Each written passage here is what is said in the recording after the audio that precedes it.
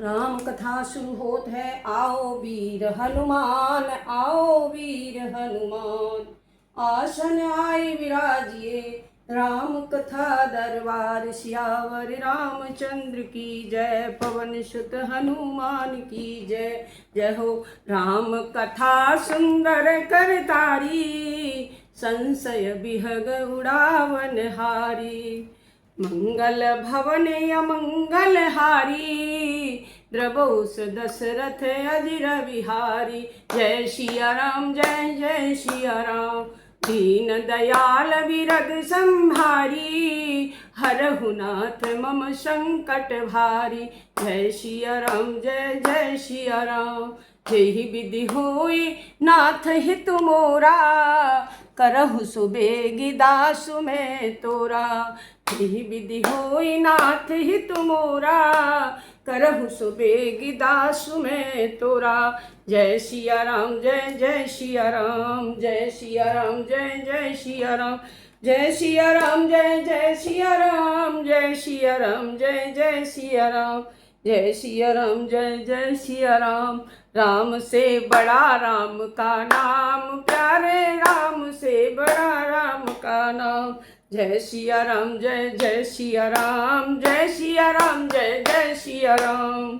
तो आज हम कथा का वाचन कर रहे हैं। देखिए हम अयोध्या कांड पर आ गए हैं और अयोध्या कांड में बहुत ही सुंदर आपने शुरुआत बहुत अच्छे से हुई।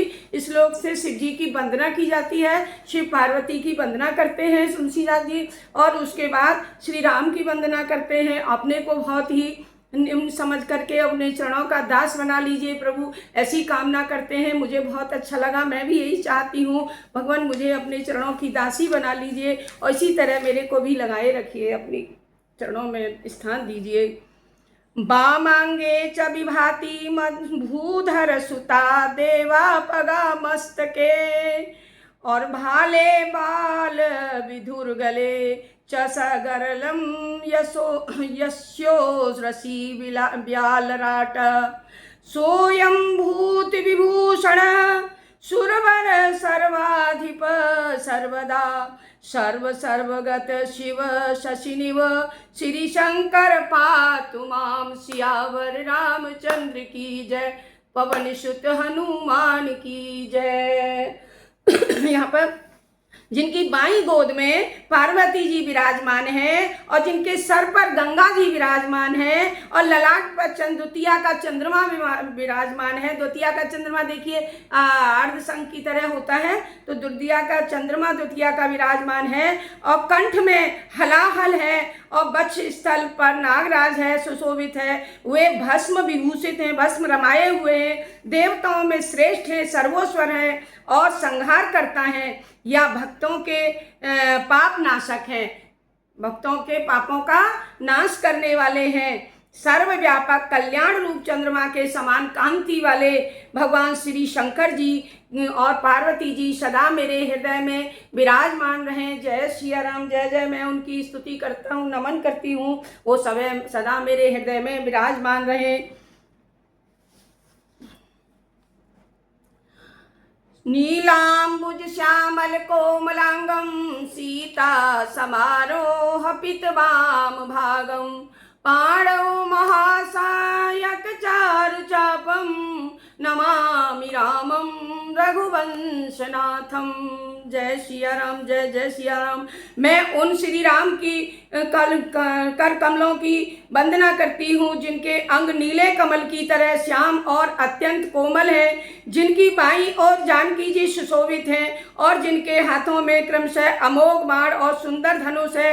उन रघुकुल भूषण श्री रामचंद्र जी को मैं नमस्कार करती हूँ और इसकी कथा बहुत ही सुंदर है, सुहावनी है। अयोध्या कांड अयोध्या के लोग बड़े ही हर्षित हो रहे हैं, बड़े मगन हो रहे हैं कि राजा राम घर आ गए हैं, बहुओं के साथ में आ गए हैं। अब उनकी तैयारी की जा रही है, राजा बड़े खुश हो रहे हैं। राजा ने देखा, अपना दर्पण देखा, तो दर्पण में देखा कि मेरे तो बाल सफ़ेद हो रहे हैं, बाल सफ़ेद हो रहे हैं, तो मुझे राजा राम को युवराज चुन देना चाहिए और मुझे वनगमन करना चाहिए। मेरा अब राज करने की नहीं रही है उम्र, अब मैं राज नहीं कर सकता। इसलिए गुरु वशिष्ठ के पास जाते हैं और उनसे कहते हैं कि राजा राम की तैयारी करिए राज्याभिषेक की, जिससे कि मैं उनका राज्याभिषेक कर सकूं और मैं अपने को पुण्य समझ सकूं। ये मेरे जीते जी ही ये सब काम हो जाए। वो प्रभु से, अपने गुरु जी से ऐसी कामना करते हैं कि मेरे जीते जी ही ये सब काम करा दीजिए, जिससे कि मैं अपने सामने ही राजा राम को राजा बनते हुए देख सकूं। और सारी तैयारियां उन्होंने कर ली हैं। चारों तरफ ढोल नगाड़े बज रहे हैं, सब खुशियां मना रहे हैं, चारों तरफ खुशियां ही खुशियां हैं और देवता भी फूल बरसा रहे हैं। और गुरु वशिष्ठ जी ने इस बात को स्वीकार किया और सारे नगर में तैयारियां करवा दी। सभी जगह से जल, नदियों से जल मंगवाए, समुद्र से जल मंगवाया और सभी पूजा के जितने भी सामान होते सभी इकट्ठे किए और सब लोग खुश होकर के तैयारियां कर रहे हैं। रात का पंचम पहर, ऐसे ही करते करते पंचम वो बीत गया, पहर बीत गया, पंचम पहर, अब तो सवेरा होने वाला है। राजा भरत के लिए घोड़े भेजे हैं लोग, उनको जल्दी ही बुला के लाओ। रामचंद्र जी कह रहे हैं मैं ना भरत के मैं राज तिलक कैसे करवा लूँगा, जब हम दोनों भाइयों की शादी एक साथ हुई है, जन्म एक साथ हुआ है, खेले हम एक साथ हैं, गुरुकुल हम एक साथ गए, हमारे सारे काम एक साथ हुए हैं, तो हम अकेले तिलक कैसे, राज तिलक कैसे करवा लेंगे। मैं युवराज अकेले नहीं बनूंगा। इसलिए भरत जी को बुलाने के लिए भी लोग चले गए हैं। घोड़े दौड़ रहे हैं, जल्दी से जल्दी भरत जी आ जाए तो राज्याभिषेक हो। सब तैयारियां हो रही हैं, माताओं ने चौक पुरा रखे हैं, सभी ने अपनी अपनी तरीके से सब तैयारी कर रखी है। गुरु वशिष्ठ जी ने राम जी को आदेश दिया है कि आप सरयू में स्नान करके आइए और आज व्रत रखिए और व्रत का पारण करने के बाद ही आपका राज्याभिषेक होगा, राज्य तिलक होगा। तो राम भी तैयार हो गए हैं, वो भी अपने काम कर रहे हैं, व्रत भी रखे हैं। सभी तरफ सब तरफ खुशियां ही खुशियां हैं। और जब बार बार चरण पकड़ देवता, अब क्या होता है, जब खुशियां ही खुशियां हो रही हैं तो देवता लोग बहुत ही परेशान हो गए कि राम का, देखिए जो चीज़ होती है, जो काम होते हैं पहले से निश्चित होते हैं। राम का जन्म तो कल्याण करने के लिए हुआ था, मनुष्यों का कल्याण करेंगे, देवताओं का कल्याण करेंगे और राक्षसों का नाश करेंगे। तो राक्षसों का संहार कौन करेगा अगर राम जी राजा बन जाएंगे तो। इस बात को सुनकर देवता बड़े परेशान हो गए। अब समय बहुत थोड़ा बचा है, अब क्या किया जाए, अब क्या किया जाए, बहुत परेशान है। तो फिर सरस्वती जी के चरणों में जाकर के वो गिरते हैं। जब सीता जी के साथ रामचंद्र जी सिंहासन पर विराजेंगे, इधर तो सब लोग कह रहे हैं और उधर देवतागण अपनी तैयारी कर रहे हैं। तो क्या तैयारी कर रहे हैं कि जब बार बार चरण पकड़ देवताओं ने सरस्वती को संकोच में डाल दिया, बार बार उनके चरणों में गिर रहे हैं, माँ सरस्वती आप आइए और आपका ये काम है, आप ही कर पाएंगी। आप समझ लीजिए कैसे हमारा देवताओं का उद्धार होगा, कैसे मनुष्यों का उद्धार होगा और कैसे इन राक्षसों का संहार होगा। और राजा राम बन नहीं गए तो ये सब कुछ नहीं हो पाएगा। राजा बनने के लिए नहीं जन्म लिया है उन्होंने, तो शत्रुओं का संहार, राक्षसों का संहार करने के लिए लिया है। तब सरस्वती जी बड़े संकोच में आ गई हैं और सोचकर चली कि देवताओं की बुद्धि ओछी है, यद्यपि इनका निवास ऊंचा है, फिर भी इनको कर्म नीच कर्म करने में शर्म नहीं आती है। ये दूसरे के धन ऐश्वर्य को देख नहीं सकते। ऐसा सरस्वती जी विचार कर रही हैं कि ऐसा क्यों मुझसे करवा रहे हैं, ये गलत काम मुझसे करवा रहे हैं। परंतु फिर आगे के काम का विचार कर श्री राम जी के बन जाने से राक्षसों का वध हो जाएगा, चतुर कवि मेरी चाह करेंगे, ऐसा विचार कर सरस्वती हृदय में हर्षित होती हैं और दशरथ जी की पूरी अयोध्या में आई मानो दुस्सह दुख देने वाली कोई ग्रह दिशा आ गई हो। सरस्वती जी को पहले भय था कि मैं ऐसा कैसे कर पाऊंगी, बहुत गलत काम होगा ये तो, लेकिन देवताओं की बात मानने के बाद, सुनने के बाद जगत से मेरी पूजा प्रतिष्ठा ही उठ जाएगी। इससे उसने देवताओं को बुरा भला भी कहा कि अरे तुम तो मेरी पूजा ही उठवा दोगे, तुम तो मुझे बदनाम करवा दोगे, सरस्वती ने ऐसा किया। परंतु विचार करने पर उसे यह अनुभव हुआ कि श्री राम जी के बन जाने से विस्तृत लीला होगी और उसे चतुर कवि लिखना चाहेंगे। ऐसी स्थिति में कवि मेरा आह्वान करेंगे और मैं सबकी जिह्वा पर बैठकर श्री राम का चरित्र कहूँगी। बिना सरस्वती के किसी कोई चरित्र कह ही नहीं सकता है। जब तक उनकी अनुकंपा नहीं होती तब तक हमारी जिह्वा काम नहीं करती है। तो वो सबके कवियों के, लेखकों के, वाचकों के, सबके मुंह में सरस्वती जी समाई होती हैं। अब वो विचार कर रही हैं कि अब मैं क्या करूं। केकई की एक नाम मंथरा, मंदमति चेरी के कई केर, रामा चेरी के कई केर, अजस पेटारी ताहि करे, गई गिरा मत फेर, सियावर रामचंद्र की जय, पवन सुत हनुमान की जय। मंगल भवन अमंगल हारी, द्रवौ दशरथ अजिर बिहारी, जय सिया राम जय जय सिया राम, जय सिया राम जय जय। तब केकई की एक मंद बुद्धि दासी थी जिसका नाम था मंथरा। उसे अपयश की पिटारी बनाकर सरस्वती माँ ने उसकी बुद्धि को फेर कर चली गई। अब मंथरा क्या करती है? दीख मंतरा नगर बनावा, मंजुल मंगल बाज बधावा, पूछे से लोग ही काह उछाऊ, राम तिलक सुन भाहु रदाहू। तब वो पूछती है, मंथरा ने जब देखा नगर बड़ा ही सजा हुआ है, बड़ा ही चमक रहा है और सुंदर मंगल हो रहे हैं, सब तरफ बाजे बज रहे हैं, नाच गाने हो रहे हैं, उसने लोगों से पूछा कि वो ये कैसा उत्सव मनाया जा रहा है। तब उससे श्री राम जी के राज तिलक की बात को सबने सुनाया और उसके हृदय में तुरंत ही जलन पैदा हो गई। जलन पैदा हो गई तो अब दुर्बुद्धि नीच जाति की दासी विचार करने लगी कि उसके अंदर बुद्धि तो थी नहीं, दुर्बुद्धि थी, कम बुद्धि थी। किस विकार वह काम आज रात भर ही बिगाड़ जाए, कैसे आज रात में ये काम बिगाड़ा जाए, ऐसी बुद्धि उसकी फिर गई और वो ये सोचने लगी कि ऐसा मैं क्या करूं जिससे आज काम बिगड़ जाए और राजा राम ना बन पाए। उसकी दशा उस कुटिल भीलनी की तरह थी जो शहद का छत्ता लगा देकर घात लगाती है कि इसको किस तरह से मैं उखाड़ लूं। भरत मातु पही गई बिलखानी, का अनमनी हसी कह हसिरानी, उतरु दे न ले उसासु, नारी चरित्र कर ढारे आंसू। वह रोती बिलखती भरत जी की माता केकई के पास गई। रानी ने हंसकर कहा, तू अनन्य मनस्क ही सी क्यों है? पर मंथरा कुछ उत्तर नहीं देती, केवल लंबी सांस ले रही है और त्रिया चिरत करके आंसू भर का ढार रही है। हसी कई रानी गालू बड़े तोरे, दीन लखन सिय असमन मोरे, तब न बोले चेरे बड़े पापिनी, छाड़ई श्वास कार्य जनु सांपिनी। हंसकर रानी ने कहा कि तेरे बड़े गाल हैं, तू बड़ी बड़बड़ कर बोला करती है। मेरा मन कहता है कि लक्ष्मण ने तुझे कुछ सीख दी है, दंड दिया है, शायद इसलिए तू रो रही है। इतने पर भी वह महापापनी दासी कुछ भी नहीं बोलती है। वह ऐसी लंबी लंबी सांसें छोड़ रही है कि मानो कोई काली नागिन फुंकार छोड़ रही हो। जय सिया राम जय जय सिया राम, जय सिया राम जय जय सिया राम, जय सिया। उसकी बुद्धि पर, उसकी जिह्वा पर तो सरस्वती विराजमान हो गई हैं जो सो उससे उल्टा पुल्टा कराए दे रही हैं। सवै रानी कह सिकिना, कुशल राम वहीं पाल, लखन भरत रिपुदवनो मुनि, सुनिका कुंवरी उरसाल, सियावर रामचंद्र की जय, पवन सुत हनुमान की जय।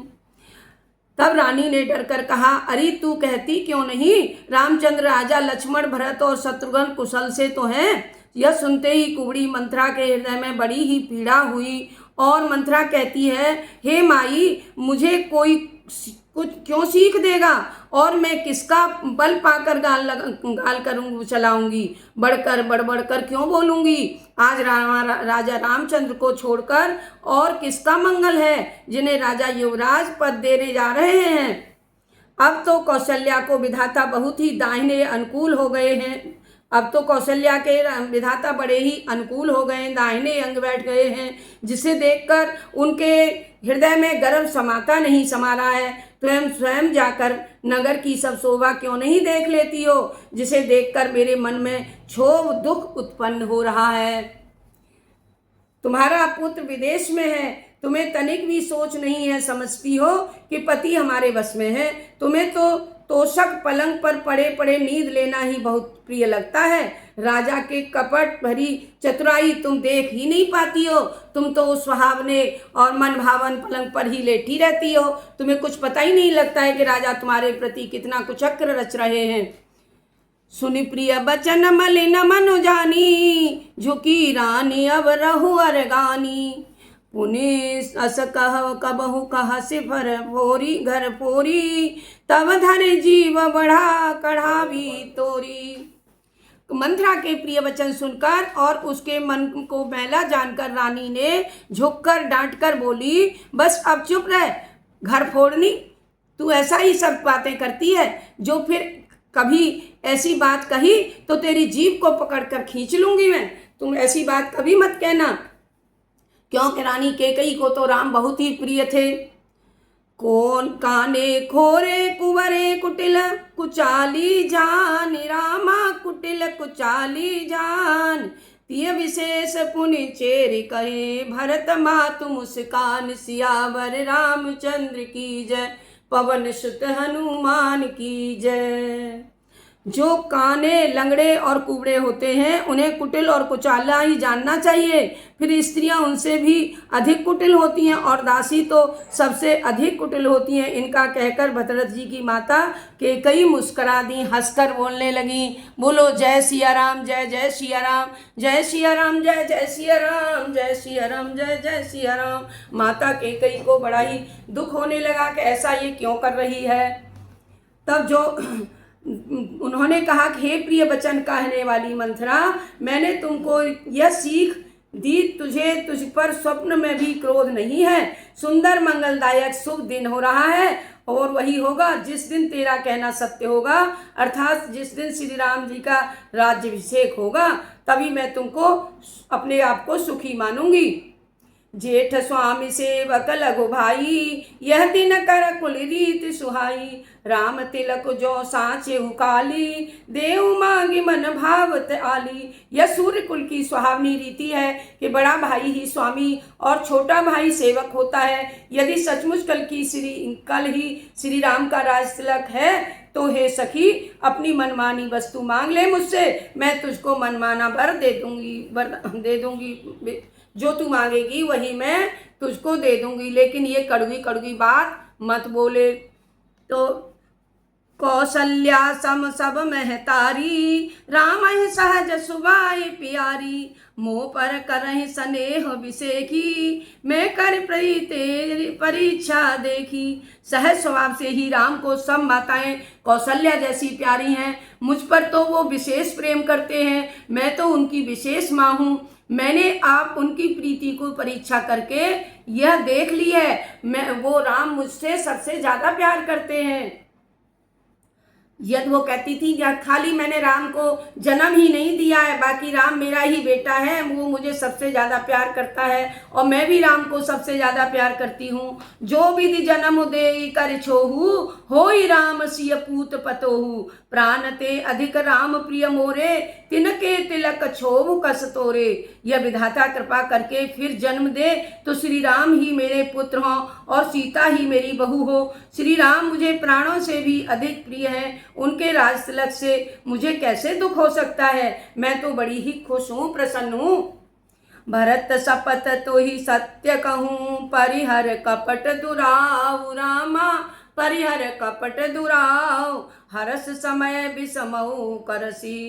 कारण मोहि सुनाऊ, सियावर रामचंद्र की जय, पवन सुत हनुमान की जय। तुझे भरत की सौगंध है, तू कपट आचरण को छोड़ दे और सच सच कह के बता, हर्ष के समय में तू ऐसा विषाद क्यों पैदा कर रही है, ऐसा क्यों संकट पैदा कर रही है, तू इतनी दुखी क्यों है, मुझे इसका कारण सुना दे। मंथरा ने कहा, सारी आशाएं तो एक ही बार के कथन में पूरी हो गई हैं। अब से यदि मैं एक भी बात कहूंगी तो दूसरी जीभ का लगाकर ही कहूंगी, एक जीभ तो तुम काट डालोगी मेरा यह अभागा कपाल तो फोड़ने ही योग्य है। जो अच्छी बात है कहने पर भी आपको बुरी लग रही है, दुख हो रहा है। हे माई, जो झूठी सच्ची बातें बनाकर कहते हैं वे ही तुम्हें प्रिय लगते हैं। मैं क्यों प्रिय लगूंगी, मैं तुम्हारे हित की बात कर रही हूँ, इसलिए मेरी बातें तुम्हें कड़वी लग रही हैं। जब मैं भी ठकुर सुहाती बातें कहूंगी, नहीं तो दिन रात ही मैं चुप रहा करूंगी, नहीं तो मैं नहीं बोलूंगी, और बोलूंगी तो बस ठकुर सुहाती बोलूंगी। तुम ऐसा ही चाहती हो। करि कुरूप विधि बरबस परबस कीना, बवा सो लुनिय लहिय सोदीना, पूनप मोई हमई कहानी, चेर छाड़ी अब होई किरानी।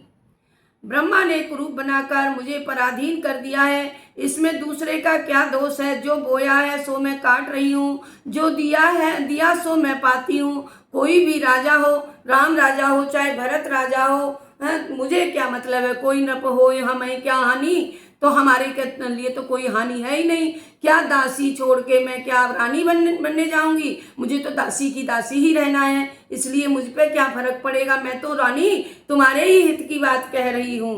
मेरा स्वभाव तो जलाने की ही योग्य है, क्योंकि तुम्हारा अनभल अहित मुझसे देखा नहीं जा रहा है। इसी कारण मैं कुछ बात चलाई है, इसी कारण मेरे मन में कोई बात आई है। किंतु हे देवी क्षमा करो, हमसे बड़ी भूल हो गई जो हमने तुम्हारे सामने तुम्हारे हित की बात कह डाली। गूढ़ कपट प्रिय वचन सुने तीय अधर बुधिरान, सुर माया बस बैरिणी, सुहृदय जानि पतियान, सियावर रामचंद्र की जय, पवन सुत हनुमान की जय। ओछी बुद्धि की स्त्री और देव माया के बस में होने के कारण रहस्यपूर्ण तथा कपट भरे प्रिय वचनों को सुनकर रानी केकई ने बैरिन मंथरा को अपनी सुहृदय हितैषिणी जानकर उस पर विश्वास कर लिया। ऐसा तो हो नहीं था, सरस्वती माँ की जो कृपा थी। सादर पुनि पुनि पूछत योही, सबरी गान मृगी जनु हो मोही, तस मत फेरी आहे जस भावी, रहसी चेर घात जनु भावी। वे बार बार उससे सादर पूर्वक पूछ रही हैं, मानो भीलनी के गान से हिरनी मुग्ध हो गई हो। जैसी भाभी होनहार है वैसी ही बुद्धि फिर जाती है। जो होता है वो हो करके ही रहता है, भगवान बुद्धि भी वैसी ही बना देता है। जय सिया राम, जय जय सिया राम। दासी अपना दाव लगाकर जानकर हर्षित हुई कि अब मेरा दाव लगने जा रहा है। अब कई सीधी पड़ गई, अब मुझसे बात करने लगी। तो बुद्धि तो भाभी से फिरी हुई है, भविष्य में ही के लिए फिरी हुई है उसकी। मंथरा ने यही समझा कि मेरा दांव लग गया, मेरे फेरने से रानी की मति फिरी है। इसी सफलता पर उसे बड़ा ही हर्ष हुआ, बड़ी ही खुश हुई मंथरा। तो तुम तो पूछ रही हो, पर मैं कहते डर रही हूँ, क्योंकि तुमने पहले ही मेरा नाम घर फोड़ी रख दिया है और बहुत तरह से गढ़ छोलकर खूब विश्वास जमाकर तब वह अयोध्या की साढ़े साती शनि की साढ़े ढैया की वर्ष की दशा रूपी कष्ट कारिणी मंथरा बोली, वही शनि की ढैया बन के आई है। प्रिय सिय राम कहा तुम रानी, राम ही प्रिय तुम प्रिय सो फिरवानी, रहा प्रथम अवते दिनों बीते, समऊ फिरे रिप होई परीते। हे रानी, तुमने जो कुछ कहा है कि मुझे सीता और रामचंद्र प्रिय है और तुम राम को प्रिय हो, सो यह कथन भी सत्य है। परंतु यह बात पहले थी, अब वे दिन बीत गए। समय के पलटने में टाइम नहीं लगता, समय नहीं लगता है, समय कब पलट जाता है। पर मित्र भी शत्रु हो जाते हैं। यद्यपि सूर्य कमल के कुल का पोषण करने वाला है, फिर भी बिना जल के वही सूर्य उनको जलाकर भस्म कर देता है कि नहीं कर देता है। तुम्हारी सौत कौशल्या तुम्हारी जड़ उखाड़ फेंकना चाहती है। जैसे सूर्य कमल को पोषण देता है और फिर वही उसको जलाकर भस्म कर देता है, उसी तरह तुम्हारी सौतन है कौशल्या, जो तुम्हारी जड़ को उखाड़ कर फेंकना चाहती है। अतः उपाय रूपी श्रेष्ठ बाढ़ का घेरा लगाकर उसे रूंध दो। तुम अपने बुद्धि से उसको रोन सकती हो। तुम्हें न सोच सुहाग बल, निज बस जान हो राव, मन मलिन मुँह मीठ नपु, राउर सरल सुभाव, सियावर रामचंद्र की जय। पवन सुत हनुमान की जय। सिया राम जय जय सिया राम। अपने सुहाग के बल पर तुम्हें कुछ भी सोच नहीं है और तुम राजा को अपने वशीभूत समझती हो, किंतु राजा मन के मैले और मुंह के मीठे हैं और तुम्हारा स्वभाव कितना सरल है तुम उसको समझ ही नहीं पाती हो। तुम राजा की चक्र को नहीं समझ पा रही हो। वो कितना मुंह से मीठा बोलते हैं तुमसे, उतने ही अंदर से वो तुमसे कटे हुए हैं, मन के मैले हैं। राम की माता कौशल्या चतुर और गंभीर है, उसने अवसर पाकर अपनी बात संभाल ली है। राजा ने जो भरत को ननिहाल भेज दिया है उसमें तुम बस राम की माता की ही सलाह समझो, उन्होंने ही भिजवाया होगा। कौशल्या ने ही उनसे कहकर राम को भरत को ननिहाल भिजवाया है। ये भी एक टेढ़ी चाल है, तुम इसको नहीं समझ पा रही हो। से वही सकल सवति मोहिनी के, गर्भित भरत मातु बल पी के। सालु तुम्हार कौशल ही भाई, कपट चतुर नहीं होई जनाई।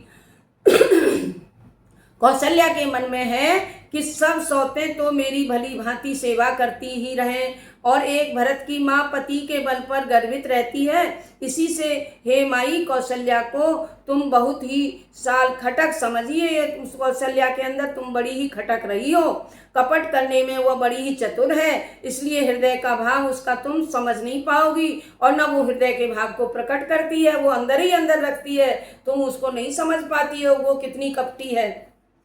राजा का तुम पर विशेष प्रेम है, सौत के स्वभाव के कारण कौशल्या इसे देख नहीं सकती है, इसलिए उसने छल प्रपंच रच करके राजा को अपना कर राम के राज तिलक के लिए लग्न निश्चय करा ली है कि भरत के पीछे राम का राज तिलक करा लूं।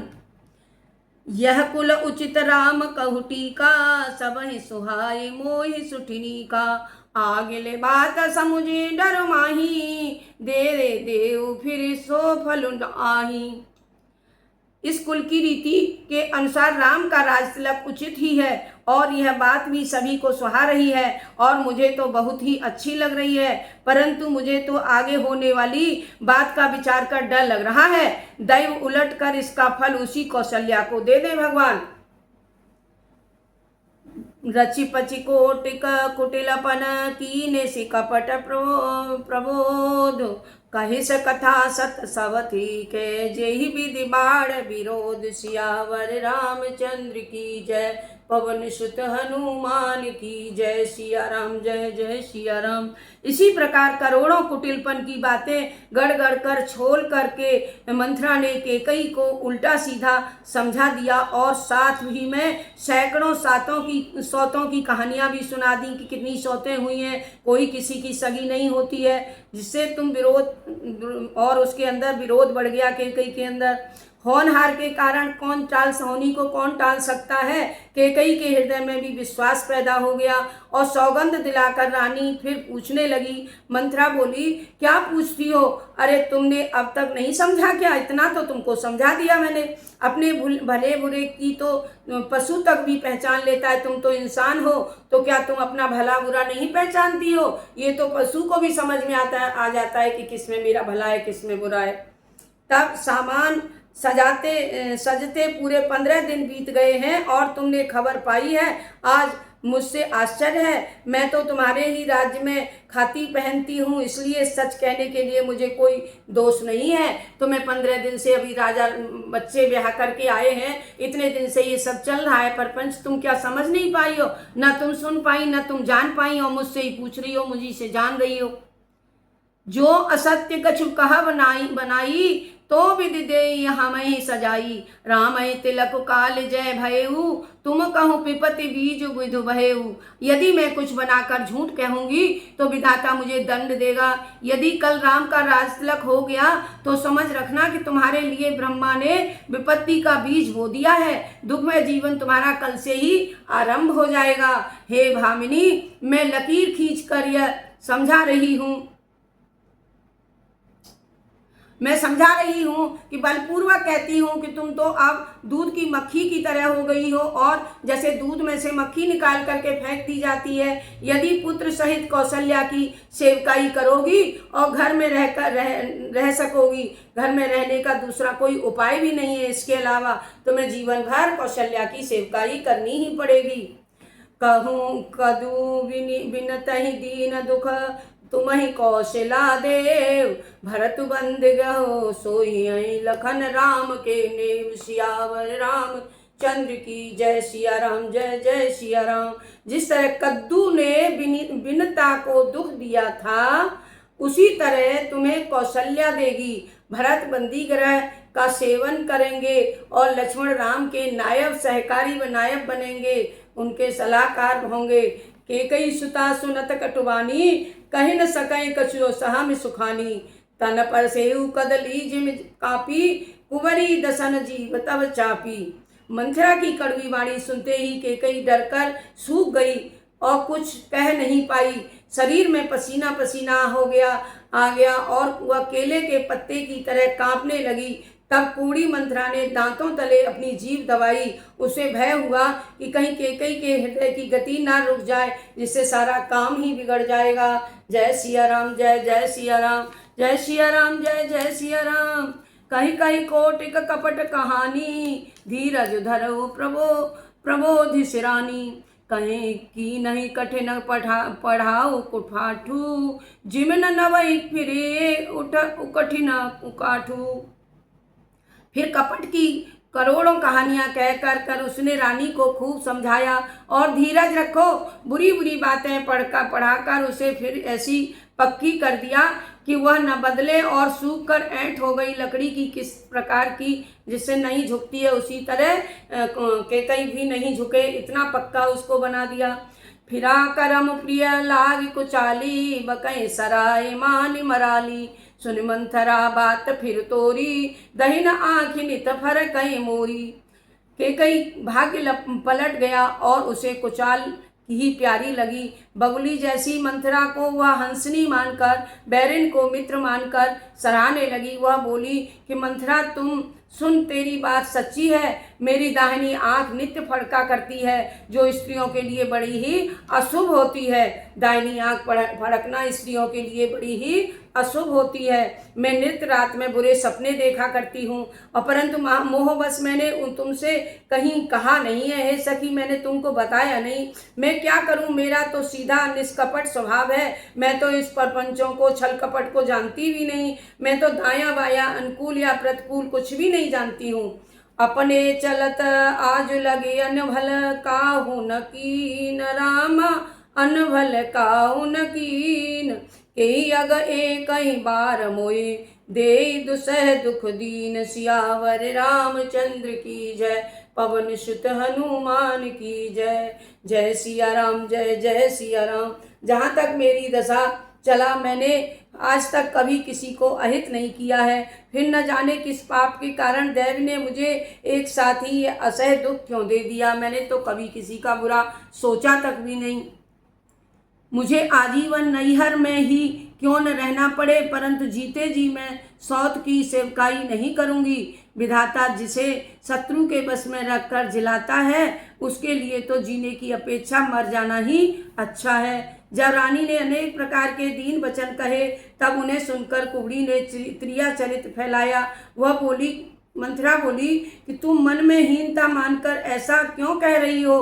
तुम्हारा सुख सुहाग दिन प्रतिदिन दूना हो, और जिस किसी ने तुम्हारी बुराई चाही है, उसे ही परिणाम भोगने पड़े, फिर और उसी को बुरा फल मिलेगा। हे स्वामिनी, जब से मैंने तुम कुमत सुना है, तभी से मुझे न तो दिन में भूख लगती है और न रात में नींद आती है। जब मैंने ज्योतिषियों से पूछा, तब उन्होंने रेखा खींचकर हिसाब जोड़कर निश्चय पूर्वक कहा कि भरत ही राजा होंगे। यह सच्ची बात है। हे भामिनी, यदि तुम करो तो एक उपाय बताऊं। राजा तुम्हारी सेवा के वशीभूत हैं, वो तुम्हारी बात अवश्य मान जाएंगे। परों कूप तुअ बचन पर, सको पूत पति त्याग। रामा सको पूत पति त्याग। कह से मोर दुख देख बड़, कसन करव हित लाग। सियावर रामचंद्र की जय, पवन सुत हनुमान की जय। जय सिया राम जय जय सिया राम। केकई ने कहा, तेरे कहने से मैं कुएं में भी कूद जाऊंगी। तू बता मुझे क्या कह रही है। पुत्र और पति को भी त्याग दूंगी। जब तू मेरा बड़ा भारी दुख देखकर कुछ कहती है, तब भला मैं अपनी ही भलाई के लिए उसे क्यों ना करूंगी। जरूर करूँगी। तब मंथरा कहती है कि केकई को कबूल करवाकर कपट रूपी छुरी को अपने कठोर हृदय रूपी पत्थर पर तेज किया।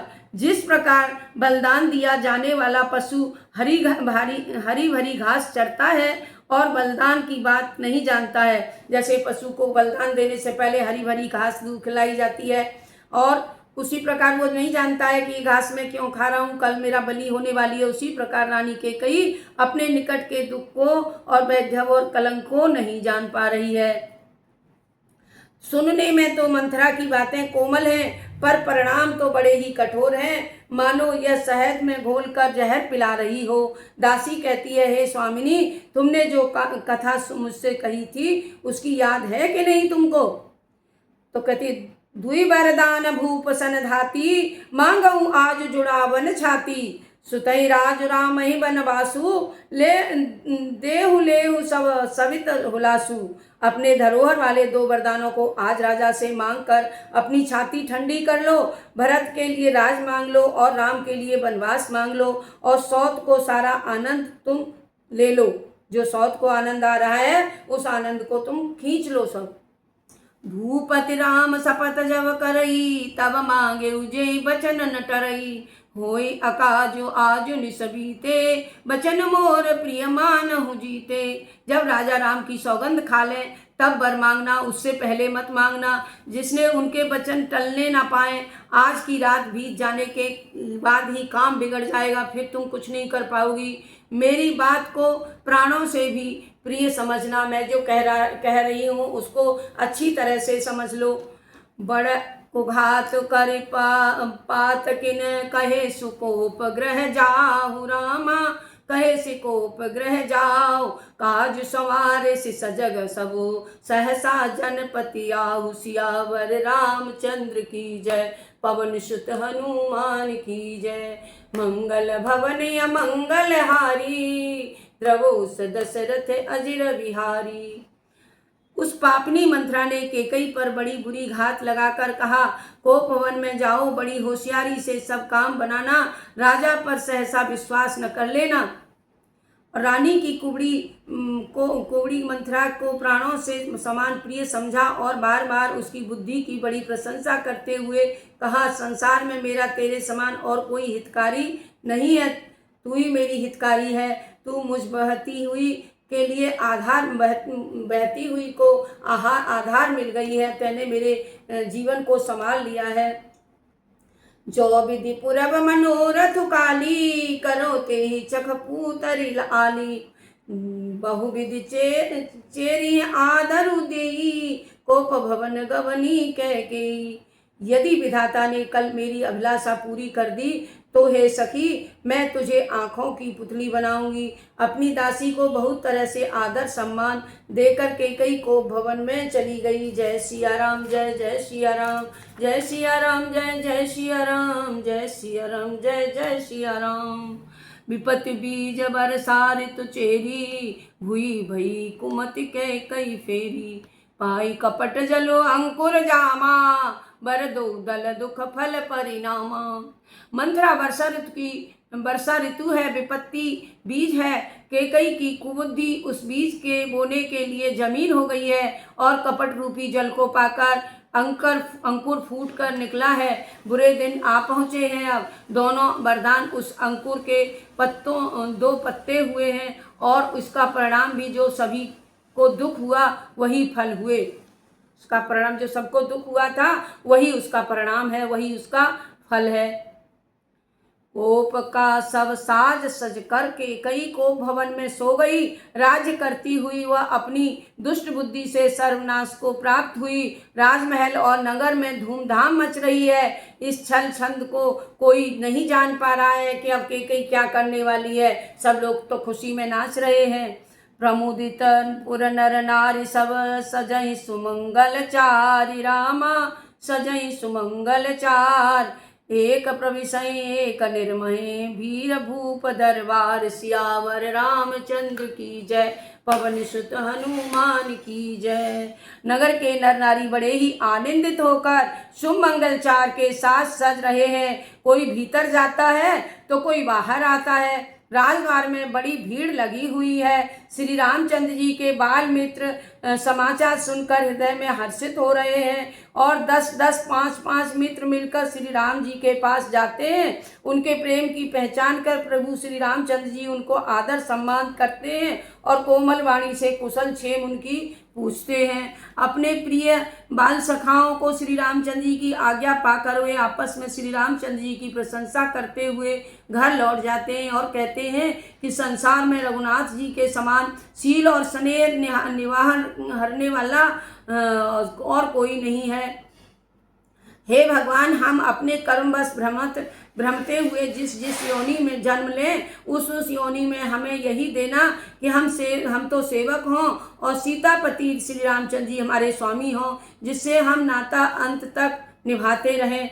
और नगर के सभी लोगों में ऐसी ही अभिलाषा छाई हुई है, परंतु कैकेयी के हृदय में बड़ी जलन छाई हुई है। दुर्जनों की संगति पाकर कौन नष्ट नहीं हो जाता। नीच के मत के अनुसार चलने वाली चतुराई कभी रहने को नहीं होती है। दुष्ट संग मत देई विधाता, जब यही कहा है, जब दुष्ट का संग मिल गया, उनको उनका मंथरा का साथ मिल गया तो उनकी बुद्धि बड़ी बुरी तरह से फिर गई और वो देखिए क्या करने वाली है। रात रात में सुनिएगा। सांझ समय सानंद नपु गए के कही गे, गवन निठुरता निकट किए जनु धर देह सने। सियावर रामचंद्र की जय, पवन सुत हनुमान की जय। संध्या समय राजा दशरथ आनंद पूर्वक कैकेयी के मंगल में नए मानो साक्षात इसने ही शरीर धारण कर निष्ठुरता के पास पहुंच गया हो। और कोप भवन का नाम सुनते ही राजा सहम गए। भय के मारे उनके पांव आगे नहीं बढ़ रहे हैं। जिनकी भुजाओं के बल पर स्वयं देवराज इंद्र बसते हैं, सभी राजा लोग उनका रुख देखकर ही चलते हैं। ऐसे वही राजा दशरथ स्त्री का क्रोध सुनकर सूख गए और कामदेव की महिमा और बल प्रताप को देखिए। जो योद्धा त्रिशूल वज्र और तलवार आदि की चोट को अपने अंगों पर सह लेते थे, वे भी रतिनाथ कामदेव के पुष्पबाण से मारे गए। और राजा दशरथ डरते डरते अपनी प्रिया कैकेयी के पास गए। उनकी दशा देखकर उन्हें घोर दुख हुआ। उन्होंने देखा कि कैकेयी जमीन पर पड़ी हुई है, पुराना मोटा कपड़ा पहने हुई है, शरीर के नाना आभूषणों को उतार कर उन्होंने फेंक दिया है। इस दुर्बुद्धि को यह कुबेश कैसा भव रहा है, मानो होनहार उसे विधवापन की सूचना दे रहा है। राजा उसके निकट जाकर कोमल वाणी से बोलते हैं, हे प्राण प्रिय, तुम किस लिए रूठी हुई हो, किस बात से नाराज हो, मुझे बताओ तो। केहि हे तु रानी रिसानि पर सतपान पति निवारई, मानहु सरोस भुअंग भामिनी विषम भाति निहारई। दो वासना रसना दसन बर मरम ठाहरु देखई, तुलसी नृपत भवत व्यातावस कामु कौतुक लेखई। हे रानी, तुम किस लिए रूठी हुई हो? यह कर राजा उसे हाथ से स्पर्श करते हैं और वह उनके हाथ को झटक देती है और इस पर तरह देखती है कि मानो कोई क्रोध भरी हुई नागिन क्रूर दृष्टि से देख रही हो। दोनों मनोकामनाएं उस नागिन की दो जीभें हैं और दोनों वरदान दांत हैं। वह काटने के लिए मर्म स्थान देख रही हैं। तुलसीदास जी कहते हैं, राजा दशरथ होनहार के कारण इसे कामदेव की क्रीड़ा ही समझ रहे हैं कि ये कामदेव की क्रीड़ा है, इसलिए ये रानी ऐसी कर रही है। राजा भी नहीं समझ पा रहे इस बात को। बार बार कह राव सुखी सुमुखी सुलोचन पिक वचनी, कारण मोहि सुनाओ गजगामिनी निज कोप कर। हे गजगामिनी, हे बार बार राजा कहते हैं, हे सुमुखी, हे सुंदर नेत्रों वाली, हे कोयल की जैसी मधुर बोलने वाली रानी मेरी, हाथी की जैसी गजगामिनी चलने वाली, मुझे अपने क्रोध का कारण तो सुना दो, कारण तो बता दो कि तुम इतना क्रोध क्यों कर रही हो। तब हे प्रिय, किसने तुम्हारा अनिष्ट किया है? किसके दो सिर हैं? यमराज किसको लेना चाह रहा है? बताओ, किस कंगाल को राजा कर दूं मैं? कहो तो किस राजा को मैं देश से निकाल दूं? तुम जो कहोगी मैं पल भर में करूंगा। तुम बताओ तो क्यों नाराज हो रही हो?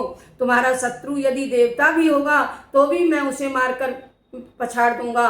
फिर तुम्हारे बेचारे कीड़े मकोड़े सरीखे नर नारियों की क्या हस्ती है जो तुम्हारा कोई शत्रु बने।